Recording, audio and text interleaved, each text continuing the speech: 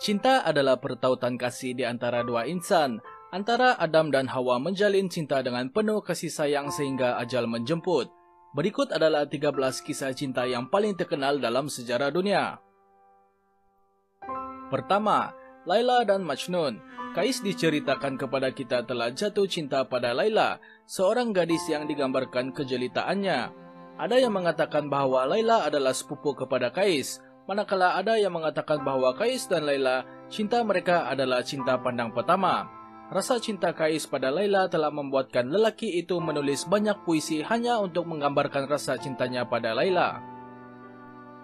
Perbuatan Kais itu membuatkan penduduk kampung melabelkan Kais sebagai gila, dan nama Majnun yang membawa maksud tidak siuman atau gila terus melekat pada Kais. Pada suatu masa, Kais melamar Laila namun pinangannya ditolak oleh ayah Laila menjadikan Kais semakin kecewa dalam rasa cintanya untuk Laila. Laila pula telah berpindah ke utara Arab ketika itu, meninggalkan Kais dalam keadaan gila, bergerak di padang pasir memahat puisi dan syair cintanya. Laila kemudian dicatatkan mati karena sakit rindu pada Kais. Kononnya Kais sempat datang ke kubur Laila, lalu mengukirkan puisi cintanya untuk Laila di kuburan wanita itu. Kedua, Odysseus dan Penelope. Selepas berkahwin dengan Odysseus, maka Penelope terpaksa berpisah dengan suaminya Odysseus yang terpaksa menyertai perang. Dalam perang itu, kononnya Odysseus hilang dan kabar beritanya tidak diketahui. Dalam masa yang sama, Penelope yang memang terkenal dengan kejelitaannya itu mendapat lamaran baru. Sepanjang 20 tahun dia menunggu Odysseus pulang dari medan perang. Kononnya, 180 lelaki daripada pelbagai latar belakang datang melamar Penelope namun semuanya ditolak oleh Penelope. Penantian Penelope akhirnya berakhir juga apabila si suami yang dinanti akhirnya kembali dari medan perang. Kesetiaan Odysseus juga diceritakan tertanding dengan kesetiaan Penelope. Ketika hilang di medan perang, Odysseus berjumpa dengan seorang ahli sihir yang sangat cantik dan ahli sihir menawarkan kepada Odysseus untuk berkahwin dengannya dan melupakan Penelope. Ahli sihir itu menawarkan kepada Odysseus hidup selama-lamanya dalam keadaan muda. Namun Odysseus menolak dan memilih untuk habiskan hidup mortal dengan Penelope. Ketiga, Tristan dan Isolde. Kisah cinta tragis Tristan dan Isolde telah diberitahu dan diceritakan kepada kita melalui pelbagai cerita dan manuskrip. Kisah ini berlaku semasa zaman pertengahan semasa pemerintahan King Arthur. Isolde dari Ireland adalah anak perempuan Raja Ireland. Dia telah bertunang dengan Raja Mark of Cornwall. Raja Mark menghantar anak saudaranya, Tristan, ke Ireland untuk mengiringi Isolde kembali ke Cornwall. Namun sepanjang mengiringi Isolde, mereka berdua pula saling jatuh cinta. Namun mahu atau tidak, ketika itu perkawinan yang diaturkan oleh orang tua masing-masing terpaksa dipatuhi. Isolde tetap berkahwin dengan Raja Mark, tetapi kedua-dua anak muda saling mencintai walau Isolde dimiliki oleh Raja Mark. Hubungan mereka akhirnya diketahui oleh Raja Mark. Mujurlah, Mark memaafkan Isolde tetapi melarang Tristan menjejakkan kakinya ke bumi Ireland. Tristan pula berkelana sehingga ke Brittany dan di sana dia bertemu dengan seorang wanita yang bernama Isolde dan berkahwin dengan Isolde karena nama Isolde hampir sama dengan Isolde.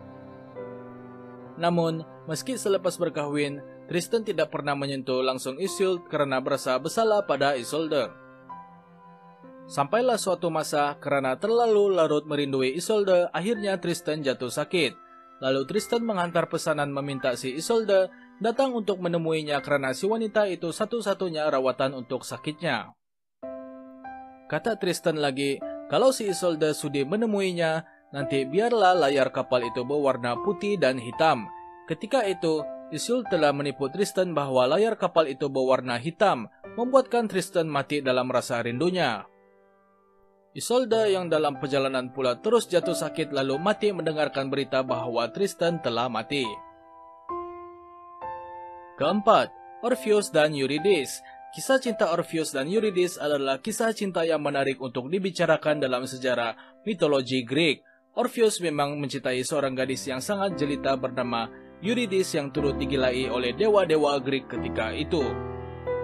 Diceritakan bahwa suatu masa, Eurydice melarikan diri daripada dikejar oleh seorang dewa Greek ke dalam hutan sebelum masuk ke sarang ular lalu mati dipatuk. Orpheus mendengar berita yang menimpa Eurydice terus menjadi sedih. Maka dalam mitologi Greek, diceritakan bahwa Orpheus tidak henti-henti memainkan lagu-lagu sedih menggunakan suara dan alat musiknya, kemana saja dia pergi. Kononnya, lagu itu terlalu sedih membuatkan para dewa-dewi Greek menjadi sedih. Dipindahkan cerita, Orpheus kemudian mengembara ke Underworld untuk bertemu dengan Hades, penjaga alam kematian itu. Di sana, musik yang dimainkan oleh Orpheus turut meluluhkan hati Hades, lalu Hades bersetuju untuk membangkitkan Eurydice dari kematian. Tetapi dengan syarat, ketika membawa Eurydice ke dunia atas, dia tidak boleh langsung menoleh ke belakang sehinggalah sampai ke dunianya. Namun, oleh karena rasa rindu yang tidak tertahan, Orpheus tetap menoleh ke belakangnya untuk menatap wajah Eurydice ketika mengiringi Eurydice ke dunia manusia. Namun kali ini, Eurydice hilang dan buas selama-lamanya, meninggalkan Orpheus terus kecewa menanti cinta yang tidak kesampaian. Kelima, kisah 1000 candi dibina dalam satu malam sebagai tanda cinta. Candi Prambanan ialah sebuah binaan hebat di Pulau Jawa yang dibina oleh dinasti Sanjaya. Itu menyimpan sebuah kisah cinta yang menarik untuk dibaca oleh kita. Ini kisah tentang dua buah kerajaan yang memerintah Pulau Jawa. Kononnya, suatu masa dahulu, terdapat seorang putri yang sangat cantik dan jelita yang memerintah daerah Prambanan.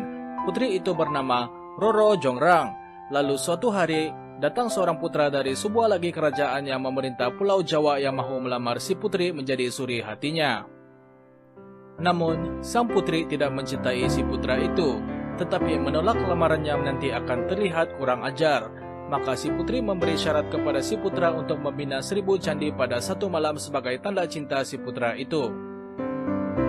Maka, putra yang bertekad untuk memiliki si putri itu pun meminta bantuan para jin untuk membina 1000 candi itu dalam masa satu malam. Roro Jongrang melihat yang para jin itu hampir berjaya melengkapkan candi-candi yang dimintanya. Roro Jongrang risau bahwa 1000 candi itu akan siap dalam satu malam. Lalu, dia mengumpulkan anak-anak gadis di seluruh kampung di bawah pemerintahannya untuk membakar jerami dan memukul lutung untuk memberi gambaran kepada para jin tadi bahwa kononnya subuh sedang menghampiri. Maka mendengarkannya, para jin tadi pun pulang dan 1000 candi tidak berjaya disiapkan. Bila dihitung jumlah candi yang dibina oleh para jin itu, rupa-rupanya hanya satu candi saja yang tidak siap, menjadikan jumlah candi yang dibina sekadar 999 buah. Dalam sejarah, Prambanan dikira sebagai sebuah monumen yang dibina oleh dinasti Sanjaya untuk menandingi binaan Borobudur yang dibina oleh dinasti Sailendra dari Sriwijaya. Mungkin kisah itu menggambarkan tentang dua dinasti agung yang memerintah Pulau Jawa suatu masa dahulu. Keenam, kisah Sultan Melaka dan permintaan Putri Gunung Ledang. Tiada kisah cinta yang lebih legenda daripada kisah Sultan Mahmud coba membeli cinta Putri Gunung Ledang dengan kekuasaan dan kekayaan yang dimilikinya. Dan bagaimana Putri Gunung Ledang menunjukkan kepada kita bagaimana diplomasi orang Melayu kalau menyatakan tidak mahu. Mereka akan berlapik, bukannya menyatakan secara terus, menyatakan kepada kita betapa tingginya adab orang Melayu.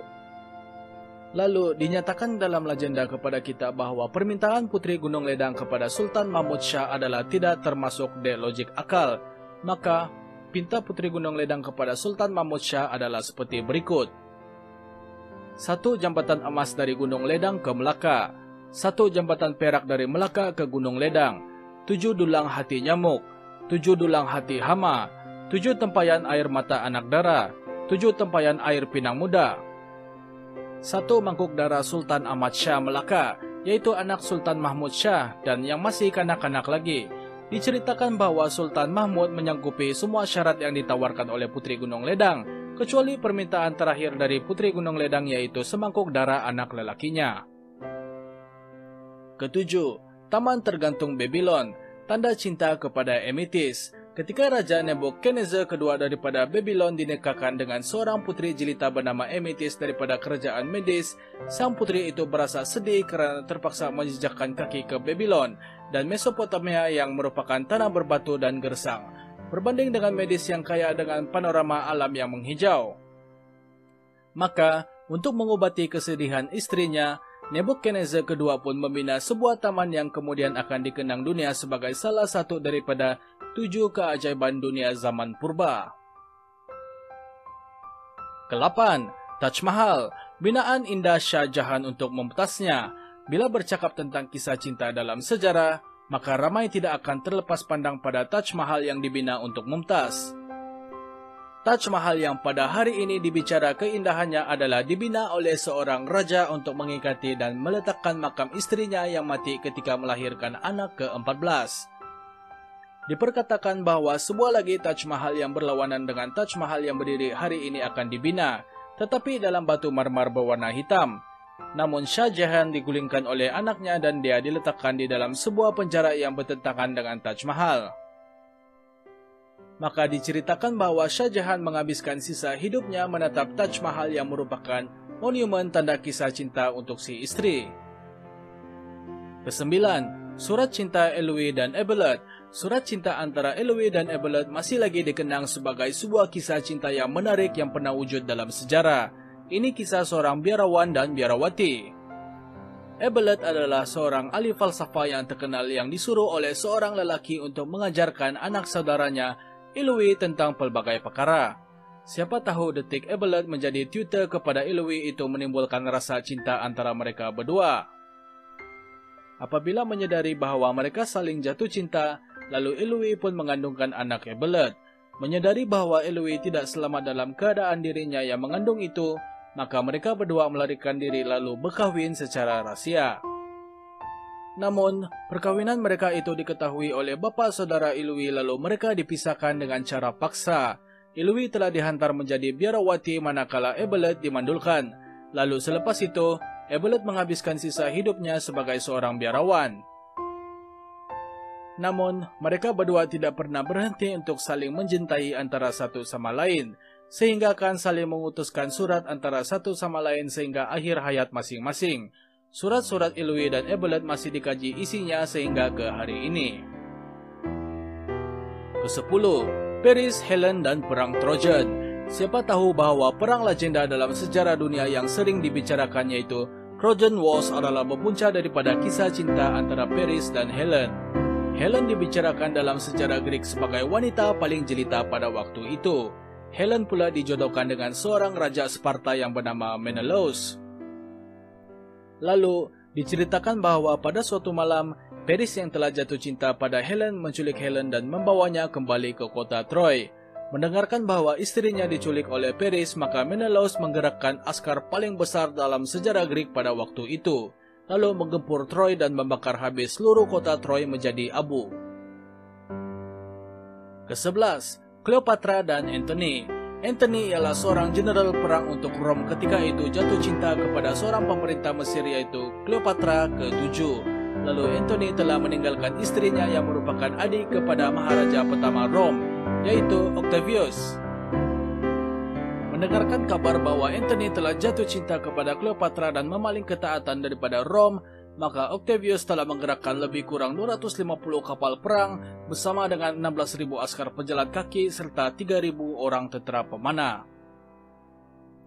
Lalu Cleopatra dan Antony membalas pula dengan menurunkan 260 kapal perang bersama dengan 20.000 orang pejalan kaki dan 2.000 orang tentera pemanah. Pertempuran ini dikenali dalam sejarah sebagai pertempuran Actium. Dipendekkan cerita, dalam perang ini, Antony mendengar kabar berita bahwa Cleopatra telah mati dan ketika itu, terus semangat Antony untuk berjuang di medan perang terus luntur. Dia menjatuhkan senjatanya dan terus rebah. Cleopatra sebenarnya masih hidup lagi ketika itu.